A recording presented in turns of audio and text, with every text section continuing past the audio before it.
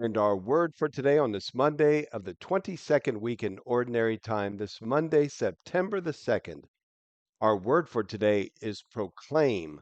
Proclaim is our word for today.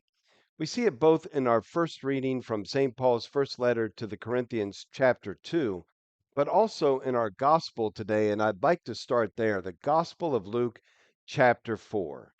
Jesus came to Nazareth, where he had grown up, and went according to his custom into the synagogue on the Sabbath day. He stood up to read and was handed a scroll of the prophet Isaiah. He unrolled the scroll and found the passage where it was written, "The Spirit of the Lord is upon me, because he has anointed me to bring glad tidings to the poor.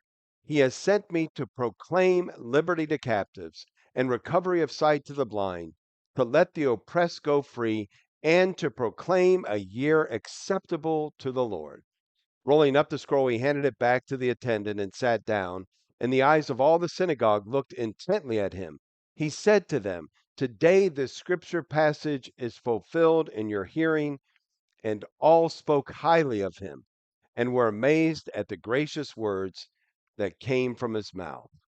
Jesus proclaimed liberty to the captives, brothers and sisters, liberty to us, that we might go from slavery to freedom, that we might go from death to life, that we might go from brokenness to healing, to full restoration in Him. Why wouldn't the people speak kindly about that? Of course, they were impressed with what he had to say, but not just what he had to say, what he had already done in other places. Word had gotten back to his hometown of the great things that Jesus was accomplishing.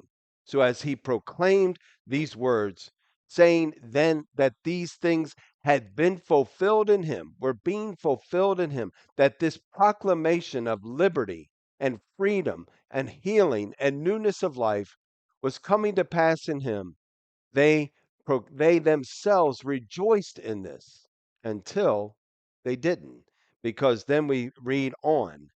After they were amazed at the gracious words that came from his mouth, they also asked, "Is this not the son of Joseph?" Well, you know what?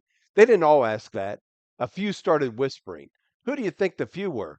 The few that had all the power, all the prestige, and saw the threat that Jesus might be. We see this happen over and over again in his ministry. Everyone moved by the power and the Spirit of God moving, and they themselves are being brought into this.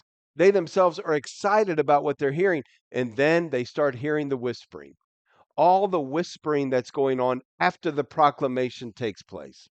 Boy, doesn't that happen to us too? We have to be careful that as the word is proclaimed to us, that we receive it with the life that is being given to us, with the excitement that the Lord wants to stir up in us, and not allow those negative voices, all that whispering. Tell it to shut up and go back to hell where it belongs. It has nothing to do with us. That's exactly what happens here. And unfortunately, the people fall for it. In fact, they take him out and they try to kill him. They try to throw him off of the cliff to end his life, even though moments before, minutes before, they had been excited about this proclamation. In St. Paul's first letter to the Corinthians, chapter 2, Paul says, "For I resolved to know nothing while I was with you except Christ and Him crucified. I came to you in weakness and fear and much trembling, and my message and my proclamation were not with persuasive words of wisdom, but with a demonstration of spirit and power, so that your faith might not rest on human wisdom, but on the power of God." Brothers and sisters, let that proclamation sink into our hearts and minds. Let us proclaim it as well. A liberty for those who are captive, a year of freedom in the Lord. Proclaim our word for today.